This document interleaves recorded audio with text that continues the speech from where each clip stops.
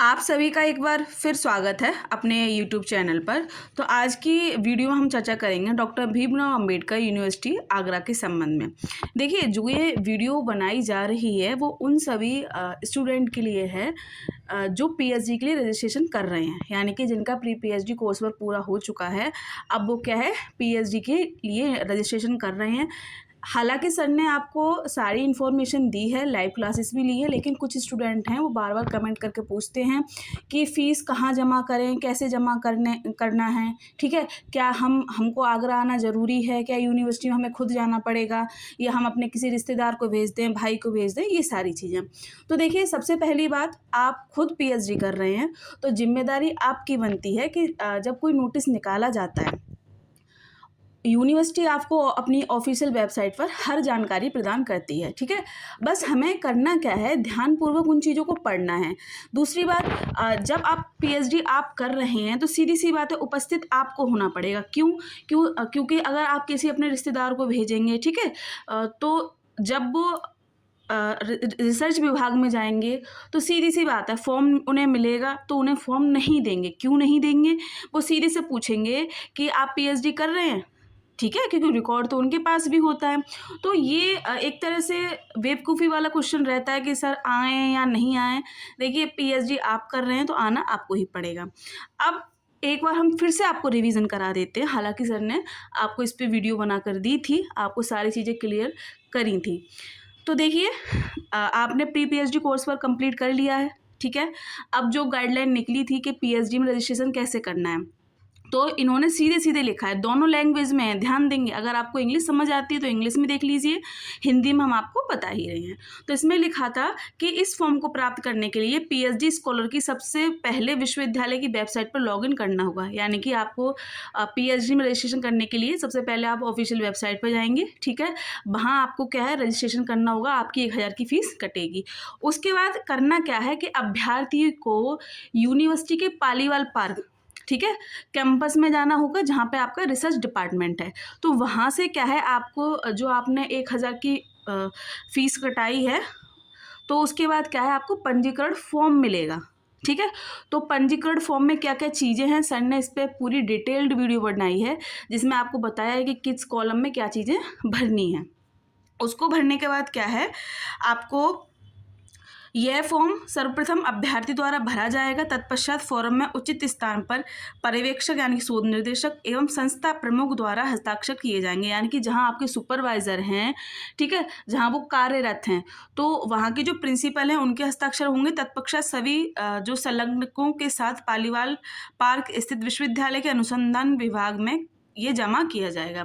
उसके बाद जब ये आपका पूरा फॉर्म फिल हो जाएगा, तब क्या है, ये जो आपको फॉर्म फिल हुआ रिसर्च डिपार्टमेंट की तरफ से, आपको फिर वहाँ जमा करना पड़ेगा, ठीक है। तो कार्य किसे करना है, ये आपको करना है, क्योंकि पीएचडी में एडमिशन आपने लिया है, ठीक है। यदि आप समय रहते नहीं करते हैं तो दिक्कत आपको ही होगी, ठीक है। तो ये क्वेश्चन आप ना करें कि हम किसी रिश्तेदार को भेज दें, तो ऐसी गलती ना करें, ठीक है। क्योंकि जब आरडीसी बैठेगी तो आपके रिश्तेदार तो आएंगे नहीं वहाँ पे बाय बाय देने, आना तो आपको ही पड़ेगा ना, क्योंकि सिनॉप्सिस आपकी है, एडमिशन आपका है, सारी चीज़ आपकी है। तो एक बार आइए, और यहाँ पर देखिए, अगर आप नहीं आएंगे तो कार्य भी नहीं होगा, क्योंकि फिर टाल दिया जाता है कि जो कर रहा है उसे बुला के लाइए, ठीक है।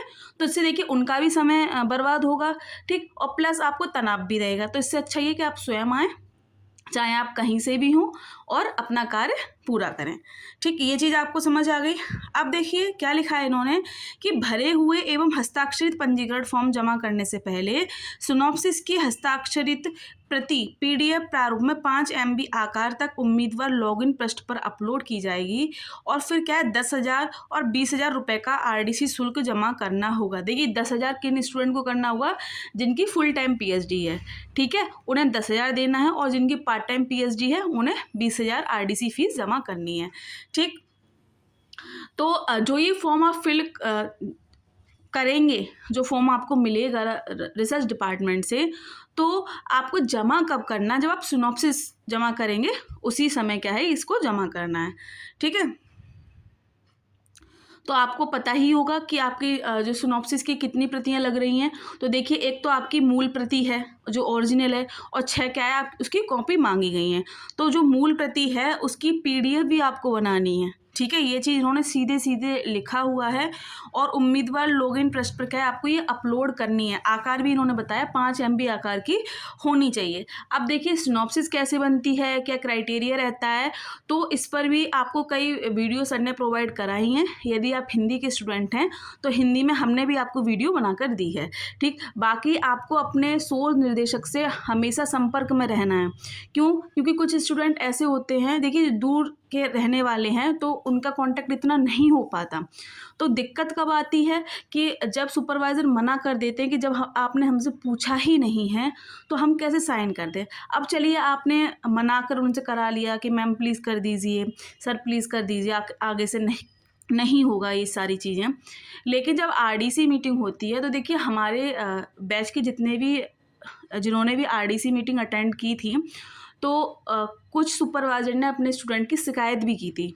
जो RDC कमेटी में जो प्रोफेसर बैठे थे, बाहर से आए थे, तो जब उनसे पूछा गया, जैसे सीधी सी बात है कि हर टॉपिक एक तरह से कहें उसे स्वीकृति नहीं मिलती, मॉडिफाइड होते ही होते हैं, कुछ मिस्टेक निकली ही आती हैं जो प्रोफेसर को समझ नहीं आती, किसी की सिनॉप्सिस पूरी ही रिजेक्ट हो जाती है। ठीक, तो जब आप अपने शोध निर्देशक से ही नहीं बना पाएंगे तो भाई वो आपका पक्ष कैसे लेंगे। ठीक है, तो ये चीज़ आपको ध्यान रखनी है कि आप एज अ रिसर्च स्कॉलर हैं तो आपकी जर्नी अकेले की नहीं है। बिना सुपरवाइज़र की सहमति के कोई कार्य होगा ही नहीं। ठीक है, अभी चलिए उन्होंने कर दिया, अब RDC में उन्होंने बोल दिया, जैसा कि 1-2 स्टूडेंट के साथ हुआ था, उनके सुपरवाइजर ने डायरेक्ट ही मना किया उनके सामने कि ये स्टूडेंट ने ज़बरदस्ती मुझसे साइन कराए हैं, मेरी कोई सहमति नहीं थी। क्योंकि जब टॉपिक रिजेक्ट हुआ तो सीधी सी बात है, बच्चा ये कहेगा कि सर ने साइन किए, मैम ने साइन किए, तो उन्होंने सीधा दोष किन्हें दे दिया, स्टूडेंट को दे दिया। क्यों? क्योंकि मैंने मना किया था लेकिन ये नहीं मानी। ठीक है, तो एक इससे क्या है, आपकी जो छवि है वो खराब होती है, तो ये नहीं करना है। सुपरवाइज़र का पूरा सहयोग लीजिए क्योंकि सुपरवाइज़र होते ही क्या है, आपकी समस्या का समाधान करने के लिए। ठीक है, तो ये चीज़ें आपको ध्यान में रखनी है। और जैसा कि आपकी जब सिनॉप्सिस पूरी हो जाए तो आपको स्वप्रमाणित करके, सेल्फ अटैच करके क्या है, उसकी 7 कॉपी आपको जमा करनी। 1 कॉपी आप अपने पास भी रखेंगे, ध्यान देंगे। जब RDC मीटिंग बैठती है तो आप प्रेजेंट कैसे करेंगे।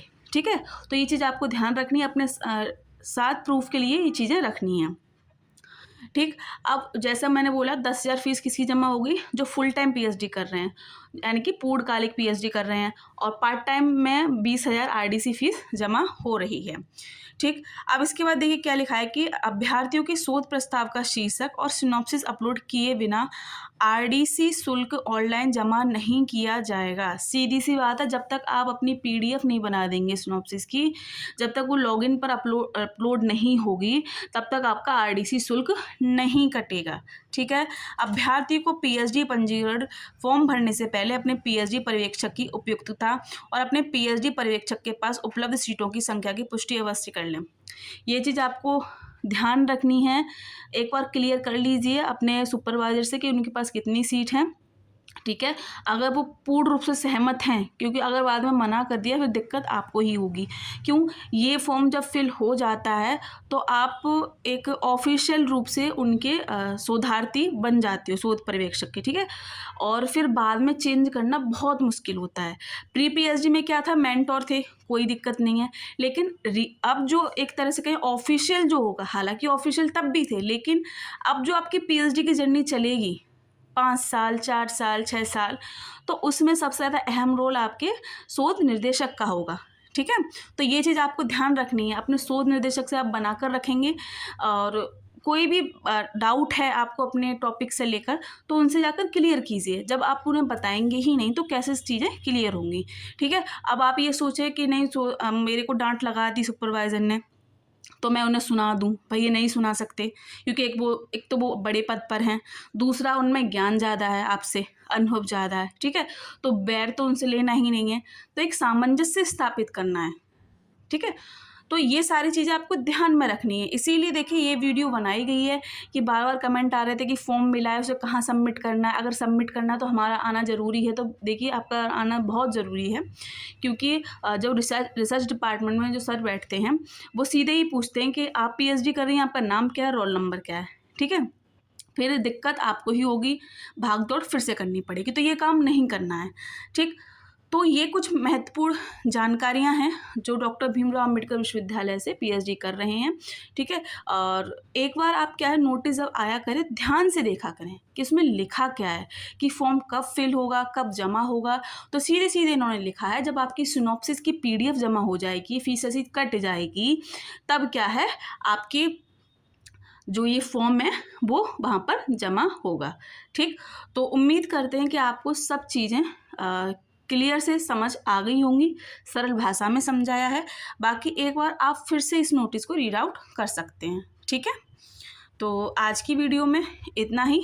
यदि फिर भी आपको कोई समस्या लग रही है तो आप फिर से कमेंट बॉक्स में बता दीजिए, क्योंकि कहीं ना कहीं कमेंट आ ही जाता है, ठीक है। तो बने रहिए अपने चैनल के साथ। बहुत बहुत धन्यवाद।